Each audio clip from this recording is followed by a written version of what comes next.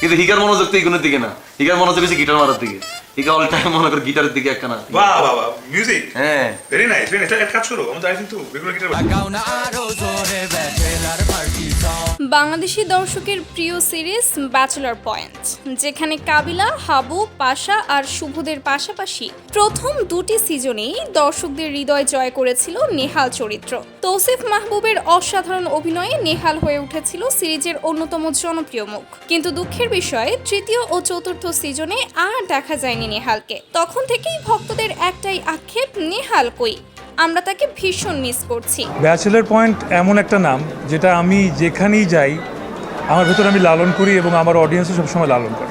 অবশেষে সেই অপেক্ষার প্রহার ফুরলাও, কারণ পরিচালক কাজল আরিফিন অমি আনলেন এক বড়সড় চমক।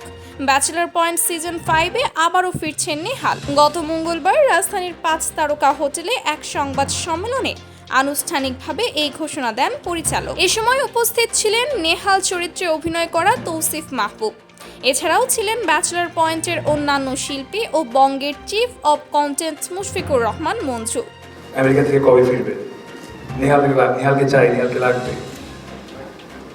এত ভালোবাসা আসলে বাধ্য করেছে আমাকে ফেরত আনতে। বর্তমানে সপ্তাহের প্রতি বৃহস্পতিবার ও শুক্রবার রাতে বুম ফিল্মসের ইউটিউব চ্যানেলে প্রচার হচ্ছে ব্যাচেলর পয়েন্ট সিজন 5। শুধু তাই নয়, প্রতি মাসের দ্বিতীয় বৃহস্পতিবার বঙ্গর ওটিটি প্ল্যাটফর্মে একসাথে 8টি নতুন পর্ব দেখার সুযোগ পাচ্ছেন দর্শকরা। তাহলে প্রস্তুত তো? আবারও হাসি মজা আর চমকে ভরপুর ব্যাচেলর লাইফে ফিরছে নেহাল। এছাড়া সামনে রোকেয়া, শুভ, আরিফিন সহ আরও বড় ধামাকা আসতে চলেছে।